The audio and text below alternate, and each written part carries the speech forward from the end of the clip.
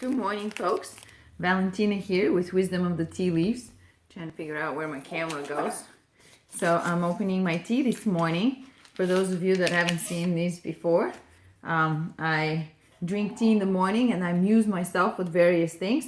Often it's what's written on the tea tag. I read it and then I contemplate it and we sort of play with that idea for the rest of the day. So I just opened a Good Earth tea. Good Earth, the tags have quotes from famous people, writers or otherwise. So this is from Ralph Waldo Emerson, and he says, "Do not go where the path leads.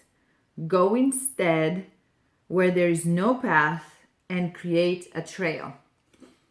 So that's kind of similar to Robert Frost, The Road Less Taken, the idea of blazing your own trail, finding your own way, defining your own path, and instead of just following in the footsteps of others.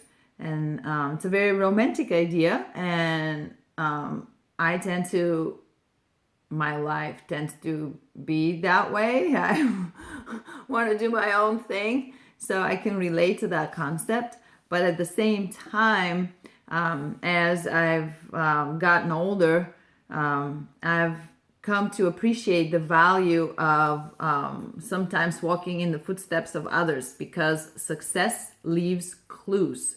So if we're trying to figure something out, is a good way to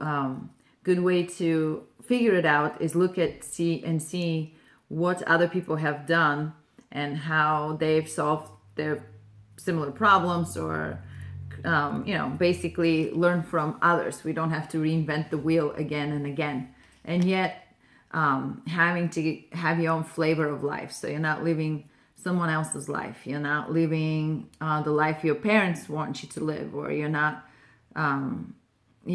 confined by other standards and other people's expectations of you, as much as creating your own experience of life and finding what really makes you tick and what really inspires you, and going that way instead of following an already predetermined path. So it's fun. Yeah, it's fun to do your own thing. It's probably harder than just to follow a prescription. It's more adventurous for sure. You get to learn about yourself. As you go along, you have to solve problems, and you have to figure out situations that you might have not expected. But at the end, you can look back on the path you've led and say, hey, that was just me, and that's really me. It's very satisfying to have the experience of your life being your own, and not compromising with the things that are important to you. That's part of it. And sticking to your path regardless of the situation.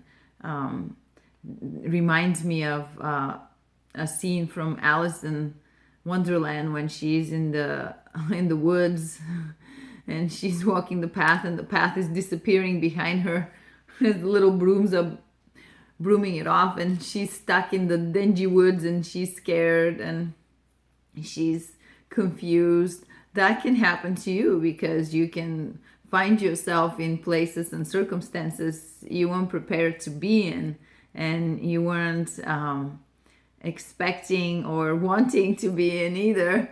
So it happens when you're on your own path, and then how do you get out of there? But at the end, it's an epic adventure, right? And so from every adventure, we learn and we move forward, hopefully bigger people and better people. So think about that today. Are you living your own life, or are you living someone else's life? Whose life are you living, and why? You only got one life. Once the lights are out, the lights are out. And you can't redo it. You can't go back in the same body with the same people and say the things you should have said, done the things you should have done.